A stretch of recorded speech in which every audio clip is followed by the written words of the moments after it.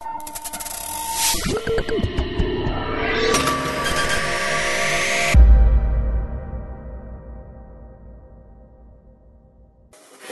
dans un premier temps, je vais procéder à l'installation des pilotes, mais je voulais vous faire constater quelque chose, c'est que pour le moment il n'y a aucun pilote de tablette installé, et pourtant le stylet est reconnu comme tactile, donc on se retrouve un petit peu comme sur une tablette qui prend en charge un stylet.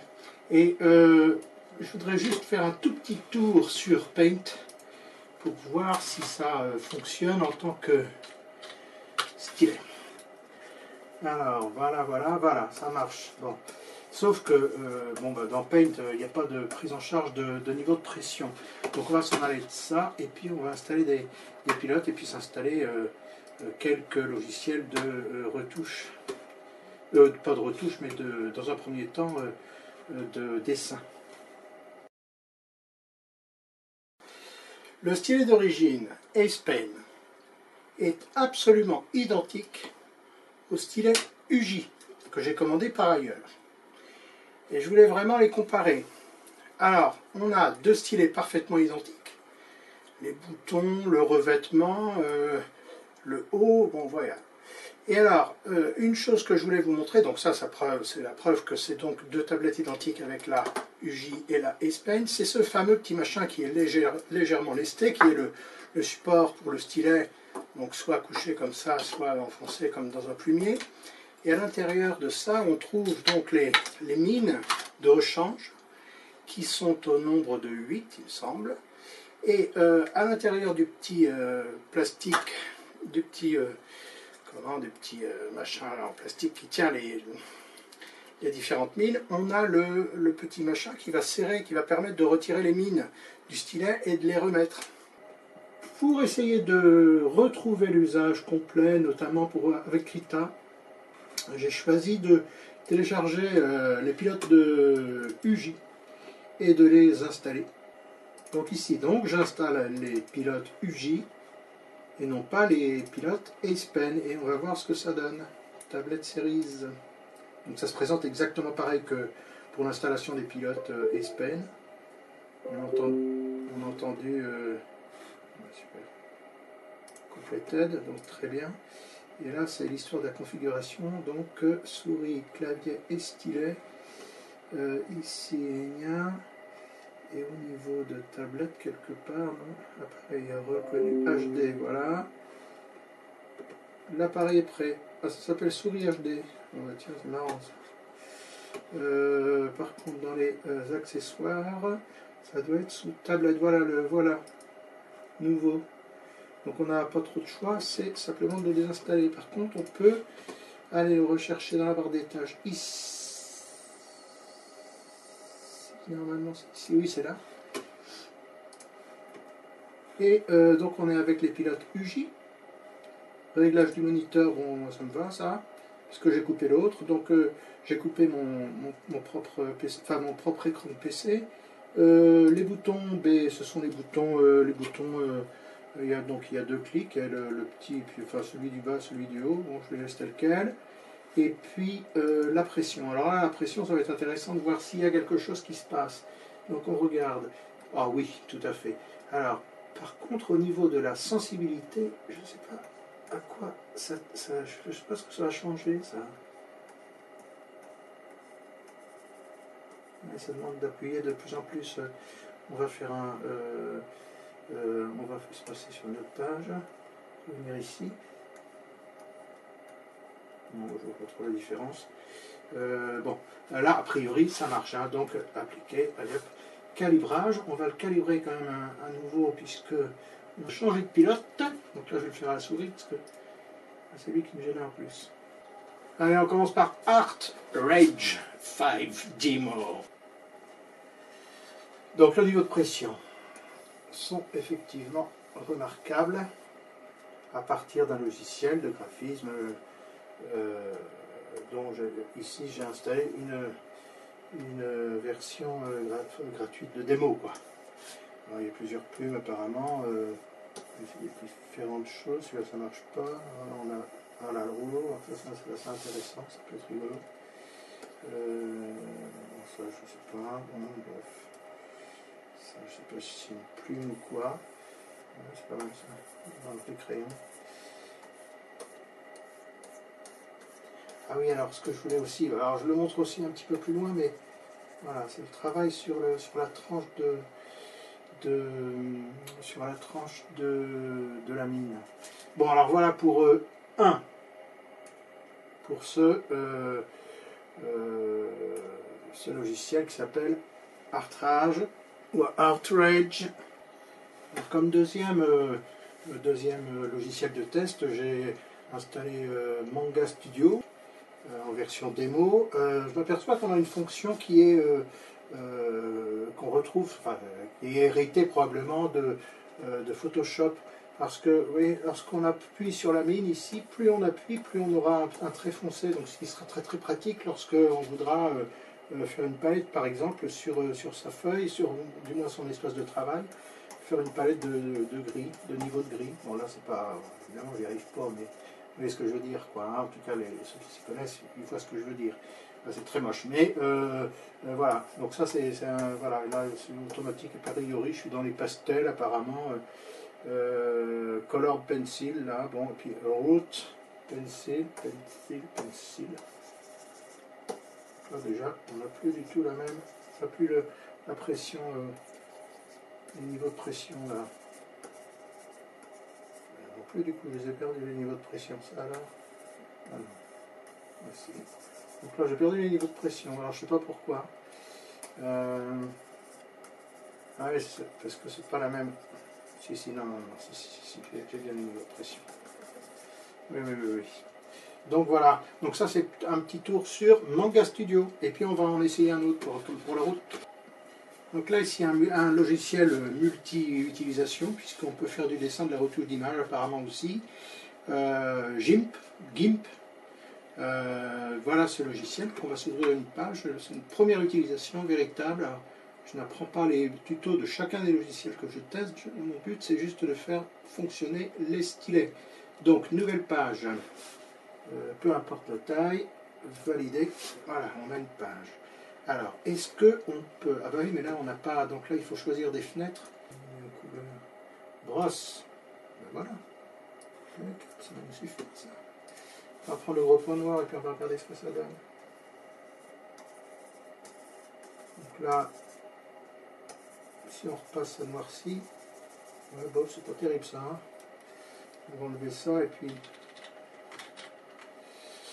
on va essayer un autre truc parce que c'est pas terrible ça, à moins qu'il y ait des fenêtres ancrables, pointeur, police, palette, dégradé, modif, dynamique de la brosse, c'est quoi ça? Alors, on peut changer la dynamique, random color, ça c'est tout doux. Pareil, si on repasse, ça noircit un peu et encore c'est pas dit. Je sais pas, capacity. Ah là, ça marche mieux, tiens. Ah, si on voit bien là, hein, pour faire des gros cils, par exemple des cils en gros plan, là ça marche impeccable. Hein. Enfin, des cils, j'appelle ça des cils, moi, mais voilà, ça a une base épaisse et puis on passe à une pointe fine, quoi, des cheveux. C'est pas des cheveux, mais bon. Voilà, c'est ce que je voulais illustrer, donc on va faire un petit gros plan si on peut. Et ben non, on peut pas, bon bah tant pis. Et puis voilà, donc bon bah voilà des petits essais. Hein. Tiens, on va, pendant qu'on est sur GIMP ou GIMP, on va tâcher de trouver une photo. Alors c'est peut-être pas très fair-play, mais j'ai sorti une image de la Wacom 22, je crois, enfin bon... voilà, j'ai sorti la Wacom, une image de la Cintiq 22 HD, bon, qui est nettement mieux, mais pour quelle raison? Parce que justement elle dispose de ces fameux petits boutons ici qui évitent d'avoir un clavier à portée de main. Mais bon, pour le moment, eh ben, notre tablette n'a pas ces boutons-là. Bon, ceci dit, elle a un très bel écran de 22 pouces, et donc on est dans GIMP, donc je ne sais pas comment le dire, si c'est le G ou G. Donc là, on a toujours ces petits traits. Ah oui, bon, on les a déjà fait tout à l'heure, mais bon, voilà, c'était pour dire que, bon, bah, on a, ici, on a du Wacom, et puis nous, eh ben, on a une petite Ace Pen qui est sous les pilotes UJ. Voilà. Pour compléter les tests de performance, ici j'ai sorti mon petit ordinateur portable Asus qui date un petit peu, et donc j'ai raccordé la tablette graphique à l'ordinateur portable, et nous allons vérifier ensemble et tout de suite la question de la latence et donc de la puissance nécessaire pour éviter cette latence sur le logiciel graphique. Donc nous voici à faire ces fameux tracés avec différents niveaux de pression. Donc oui, ça fonctionne. Par contre, étant donné la taille de mon processeur qui équipe l'ordinateur portable, peut-être la quantité de mémoire vive également, bon, ça marche. Alors dis donc, on va être chiant de faire un dessin et puis d'attendre que ça arrive. Hein. Quoique, c'est peut-être pas si... hein. C'est quand même, pour faire des détails précis, ça doit être un peu pénible. Je vais encore plus fin, et bien sûr, ça marche. Bon, et là, Krita fonctionne sur ce portable, donc on va pas s'en priver. Sur l'ordinateur, ça ne fonctionne plus, je ne sais pas pourquoi. Mais là, ça fonctionne. Il y a quand même une super latence. Hein.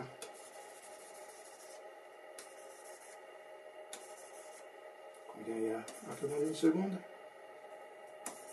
Pas toujours, c'est marrant. Hein. Ah, il faudrait que je change de disque dur. Il faudrait que je mette peut-être un SSD. Je ne sais même plus si j'ai un SSD là-dessus. Peut-être qu'avec un SSD, ça suffirait. Alors regardez là, il n'y a quasiment pas de latence. Pour certains coups de crayon, il n'y a aucune latence. Alors donc, là, merde. J'ai appuyé sur le bouton en même temps. Bon, c'est pas grave, ça fait un peu de couleur. Ah si, c'est horrible ça. Bon, je ne soigne pas mes traits du tout là, mais bon, c'est juste pour montrer. Bon, là, il n'y a pas de latence. Bon, bah, pas de latence. Bon, bah, c'est formidable. Donc, y compris avec un PC. Donc, pareil, je mettrai la capture de SPICY au niveau de la configuration de ce petit PC portable. Donc, on doit pouvoir faire un travail à peu près correct, y compris avec un ordinateur pas si puissant que ça. Finalement, c'est bien d'avoir testé parce que, bon...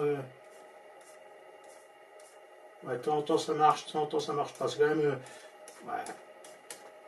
Il faudra voir. À vérifier. Voilà. Pour terminer, pour conclure notre travail, ou du moins notre découverte de cette tablette pour graphiste, qu'en dire? Bon, bah, on a un appareil qui fait son travail et qui le fait probablement assez bien, voire aussi bien que une tablette beaucoup plus chère. Alors il existe plusieurs marques de tablettes graphiques chinoises qui sont à des prix extrêmement intéressants, c'est-à-dire dans les 500 €, voire moins. Ici, c'est parce que cette tablette était vendue un peu moins de 400 € ou un petit peu plus de 400 € sur le site gearbest.com.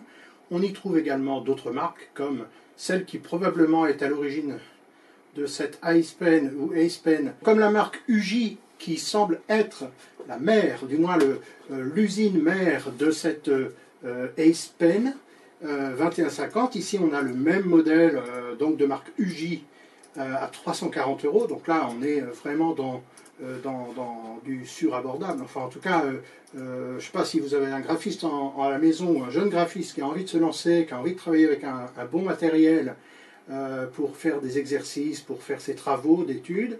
Voilà une tablette qui fera parfaitement l'affaire.